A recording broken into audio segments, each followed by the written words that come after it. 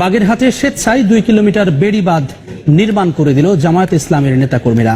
ভোরে সদর উপজেলার ভৈরব নদীর পাশে বিষ্ণুপুর গ্রামে 2 শতাধিক নেতাকর্মী বাঁধ নির্মাণ কাজে অংশ নেয়।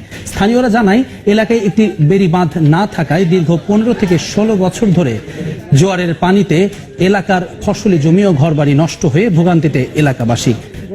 সরকারের বিভিন্ন দপ্তরে আবেদন করেও মেলেনি কোনো প্রতিকার। সম্প্রতি বাঁধের কারণে এক জামায়াত নেতার জানাজায় অংশ নিতে পারেননি বিষ্ণুপুর গ্রামের অসংখ্য মানুষ। এলাকাবাসীর ভোগান্তি লাঘবে স্থানীয়দের নিয়ে বেড়িবাঁধ নির্মাণের উদ্যোগ নেয় জামায়াত ইসলামী।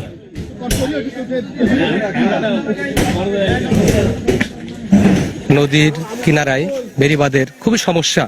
এই সমস্যাটা দীর্ঘদিন মানুষ যাতে শান্তি থাকে, আমরা সেই চিন্তা ভাবনা করেই এই উদ্যোগটা নিয়েছি। জামাত ইসলামী বাংলাদেশ থেকে আমাকে বলেছি, তারা এসে আমাদের সহানুভূতি দেখায়, উন্নয়ন কাজে এসে কাজ করে যাচ্ছে। একমাত্র আল্লাহর সন্তুষ্টির উদ্দেশ্যে আমরা এলাকাবাসীকে সাথে নিয়ে আমরা এই কাজ করার উদ্যোগ নিয়েছি।